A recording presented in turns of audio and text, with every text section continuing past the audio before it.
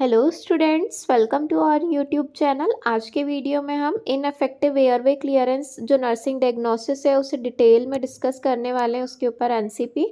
तो यदि आप हमारे चैनल पर नए हैं और आपने हमारा चैनल सब्सक्राइब नहीं किया है तो प्लीज़ आप हमारा चैनल सब्सक्राइब कर लीजिए। आपको हमारे चैनल पर नर्सिंग से related care plan, case study, case presentations पर वीडियोस देखने को मिलते रहेंगे। और यदि आप care plan, case study, case presentation purchase भी करना चाहते हैं तो आपको कॉन्टैक्ट नंबर डिस्प्ले हो रहा होगा, आप इस नंबर पर कॉन्टैक्ट करके पीडीएफ्स भी परचेज कर सकते हैं। चलिए तो हम वीडियो शुरू करते हैं।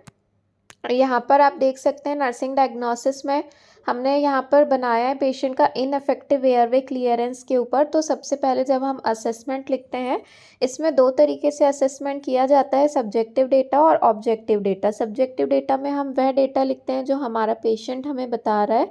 जैसे patient says that she is having breathing difficulty, हमारे पेशेंट को ब्रीथिंग डिफ़िकल्टी हो रही है तो वो हम यहाँ पर लिखेंगे। ऑब्जेक्टिव डेटा में हम वह डेटा लिखते हैं जो हमने अपने पेशेंट में ऑब्जर्व किया।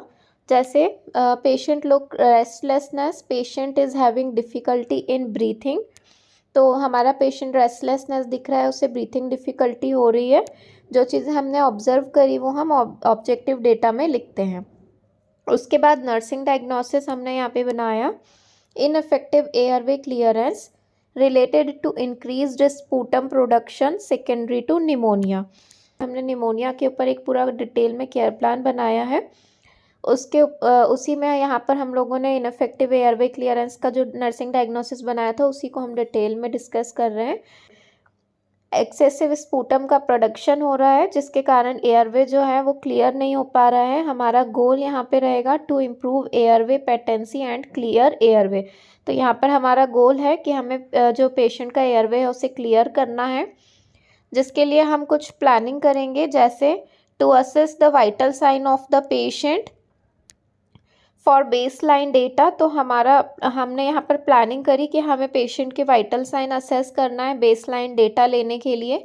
तो यहाँ पर जब हम इम्प्लीमेंटेशन में जो भी चीज़ हम अप्लाई कर देंगे तो वो यहाँ पर लिखनी है। जैसे वाइटल साइन यहाँ पर हमने असेस्ड कर लिए हैं तो आप इम्प्लीमेंटेशन में लिख देंगे vital sign of the patient is assessed. तो यहाँ पर temperature, pulse, blood pressure, respiration, आपको अपने पेशेंट की फाइंडिंग्स भी यहाँ पर लिख देनी है। फिर उसके बाद यहाँ पर देख सकते हैं assess breathing pattern of the patient. फिर उसके बाद हम ब्रीथिंग पैटर्न असेस करेंगे पेशेंट का and patients feeling about breathing difficulty. Patient को क्या डिफ़िकल्टी आ रही है वो हम पेशेंट से पूछ के लिख सकते हैं। तो यहाँ पर हम लिख देंगे इम्प्लीमेंटेशन में breathing pattern of patient is assessed.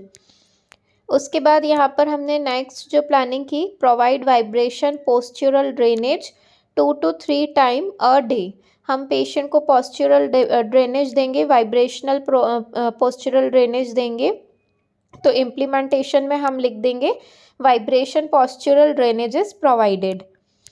फिर उसके बाद elevate the head of the bed to semi Fowler's position. हम पेशेंट का जो हेड है, बेड का जो हेड साइड है उसे एलिवेट कर देंगे सेमी फॉलोअर्स पोजीशन में। तो यहाँ पर हम लिख देंगे head of the bed elevated in semi Fowler's position.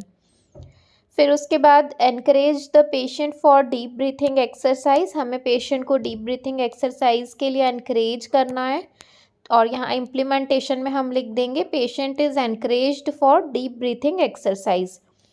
यहाँ पर हम पेशेंट को एडिक्वेट हाइड्रेशन प्रोवाइड करेंगे, प्रोवाइड एडिक्वेट हाइड्रेशन। इम्प्लीमेंटेशन में हम लिख देंगे एडिक्वेट हाइड्रेशन इज़ प्रोवाइडेड। यदि आप और डिटेल में लिखना चाहते हैं तो यहाँ पर कुछ और चीज़ें भी आप ऐड कर सकते हैं। जैसे use airway suctioning if needed. यदि पेशेंट को ज़्यादा दिक्कत हो रही है तो हम पेशेंट की सक्शनिंग कर सकते हैं। तो इम्प्लीमेंटेशन में हम लिख देंगे एयरवे सक्शनिंग इज़ डन। फिर उसके बाद monitor and assess the respiratory status every 2 to 4 hour. हर 2 से 4 घंटे में हम अपने पेशेंट का रेस्पिरेटरी स्टेटस असेस करेंगे और इम्प्लीमेंटेशन में हम लिख देंगे रेस्पिरेटरी स्टेटस इज़ मॉनिटर्ड। फिर उसके बाद यहाँ पर हम ऐड कर सकते हैं administer oxygen therapy to maintain SpO2 level. Patient का SpO2 लेवल मेंटेन करने के लिए पेशेंट को ऑक्सीजन थेरेपी एडमिनिस्टर करेंगे। तो यहाँ पर हम इम्प्लीमेंटेशन में लिख देंगे ऑक्सीजन थेरेपी इज़ एडमिनिस्टर्ड। फिर उसके बाद यहाँ पर हम एडमिनिस्टर प्रिस्क्राइब्ड ब्रोंकोडायलेटर, पेशेंट को ब्रोंकोडायलेटर डॉक्टर्स के द्वारा जो प्रिस्क्राइब की गई हैं उन्हें एडमिनिस्टर करेंगे। और इम्प्लीमेंटेशन में यदि हमने दे दिया है तो लिख देंगे bronchodilator administer prescribed by the physician.